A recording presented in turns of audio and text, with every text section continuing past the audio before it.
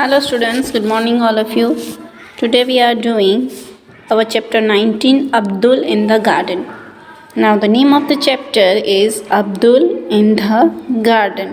अब अब्दुल एक दिन गार्डन में रहा और उसने क्या क्या देखा और उसने क्या क्या सीखा वो सब पूरा इस चैप्टर में है. Okay. Now first of all we'll read and then I will explain. It was a holiday. Abdul was helping his Abbu in the garden. क्या था? छुट्टी का दिन था और अब्दुल अपने अब्बू को गार्डन में हेल्प कर रहा था. अब्दुल के अब्बू यानी कि फादर. अब्बू was clearing the dried leaves and grass from the vegetable. अब्बू क्या कर रहा था? अब्बू क्या कर रहे थे? गार्डन में ग्रास निकाल रहे थे और वेजिटेबल्स को, जो उन्होंने वेजिटेबल्स ग्रो किए थे उसको सही से साफ़ कर रहे थे. सब जगह को, आजू बाजू से जो वीड्स यानी कि जो जंगली घास होते हैं वो सब डिग करके निकाल रहे थे और वेजिटेबल बेड्स को सही कर रहे थे. He found that it was not easy to pull out even the small grass. पर उसने क्या देखा कि छोटा सा ग्रास भी निकालना बहुत मुश्किल था. Now why it is so tough to take out grass from the ground? अब जो ग्रास होता है वो ग्राउंड के बहुत अंदर तक उसकी जड़ें फैली हुई होती है, सॉइल के बहुत ही अंदर तक. तो क्या होता है, जब हम उसे निकालना चाहते हैं तो हम हाथ से आसानी से उसे नहीं निकाल सकते. ग्रास को निकालने के लिए हमेशा हमें पहले सॉइल को डिग करना पड़ता है, यानी कि मिट्टी ज़मीन को डिग करना पड़ता है, खोदना पड़ता है और बहुत ही डीप डाउन तक उसकी रूट्स फैले हुए होते हैं. एक जगह पर भी नहीं होते, एकदम स्प्रेड हुए होते हैं. तो उन सब को फिर खींच के निकालना पड़ता है. So it is very tough for Abdul to take out the grass from the soil as Abdul was also like you all. छोटा ही था वो. अब in trying to pull out grass, अब ग्रास निकालने के जब वो ट्राई कर रहा था तब उससे क्या हुआ, Abdul knock down a stick that was supporting a P plant. Abdul जब ग्रास निकाल रहा था तो उससे क्या हुआ, एक पी प्लांट की स्टिक गिर गई. देखो यहाँ ऊपर मैंने पिक्चर में दिखाया है पी प्लांट यानी कि क्या, मटर का प्लांट. जो मटर आप खाते हो ना घर पे, उसका प्लांट. ये देखो वो क्या है, एक क्लाइंबर है जो एक स्टिक के ज़रिए खड़ा रहता है. राइट, उसको एक सपोर्ट चाहिए तो वो स्टिक के ज़रिए खड़ा रह सकता है. ऐसे पी प्लांट नहीं खड़ा हो पाता. क्रीपर हमेशा किसी के सपोर्ट से ही खड़े रहते हैं, या तो फिर वो वॉल है या तो फिर वो पिलर है या फिर स्टिक है. यहाँ पे जैसे ऊपर मैंने पिक्चर में दिखाया है. तो क्या हुआ, जब वो ग्रास निकाल रहा था तो उसके बाजू में पी प्लांट था. तो पी प्लांट जो स्टिक के सपोर्ट से खड़ा था वो स्टिक गिर गई उससे. अब्बू said why are you playing pulling the grass. अब अब्दुल के फादर अब्बू आए और उन्होंने पूछा कि तुम क्यों ग्रास निकाल रहे हो.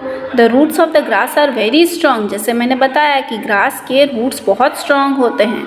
The roots of the grass are very strong, you will have to dig them out. आपको उसे खोद के निकालना पड़ेगा. Abdul carefully dug out the plant.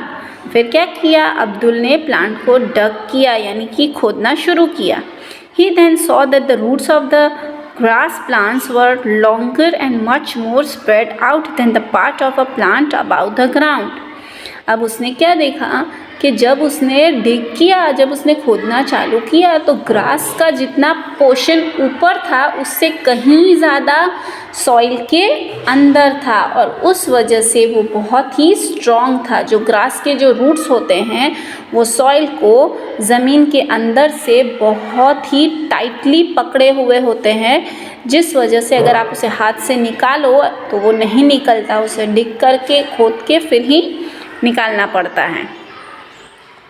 The stick which was stuck in the ground fell very easily. अब जो stick जो थी ग्राउंड में वो तो बहुत आसानी से गिर गई. It was difficult to pull out small grass. और जो ग्रास था छोटे छोटे उसे निकालना मुश्किल था, पर इतनी बड़ी स्टिक तो आसानी से गिर गई. ऐसा क्यों? क्योंकि The roots of the grass were holding the soil very tightly, so it was difficult to pull out the grass. Whereas the stick had no roots. Stick को कोई रूट्स नहीं थे, उसको तो खाली ज़मीन में सपोर्ट के लिए रखा गया था पी प्लांट के लिए, इसलिए वो आसानी से गिर गई. Understood? Now please turn to next page.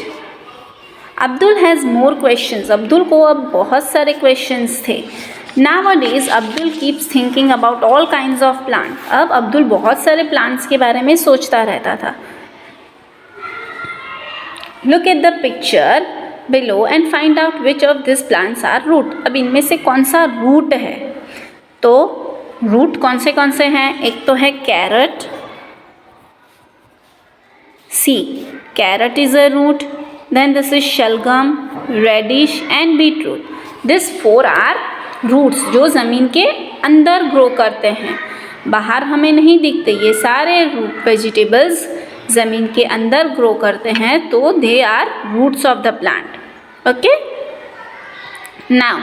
Nowadays Abdul keeps thinking about all kind of plants he sees. Abdul saw a plant growing out of wall in a school. अब देखो ये वॉल में से एक प्लांट बाहर निकल के आ रहा है. उसने ये वॉल कहाँ देखी? अपनी स्कूल में देखा कि वॉल में से भी कोई प्लांट कैसे आ सकता है.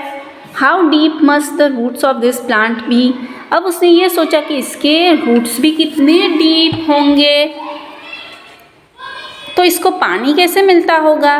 तो the roots of this plant would be going up at least 10 to 20 inches deep. इसके रूट्स 10 to 20 इंचेस डीप होते हैं ग्राउंड में. Right. How do roots get water. अब इसके रूट्स को पानी कैसे मिलता है. The roots get water from moisture present in the wall. अब पानी जो वॉल में होता है उसी से ये प्लांट्स अपने रूट्स को मॉइस्चर यानी कि पानी दे देते हैं. How big will this plant grow. ये प्लांट कितना बिग ग्रो करेगा. The plant can grow enough.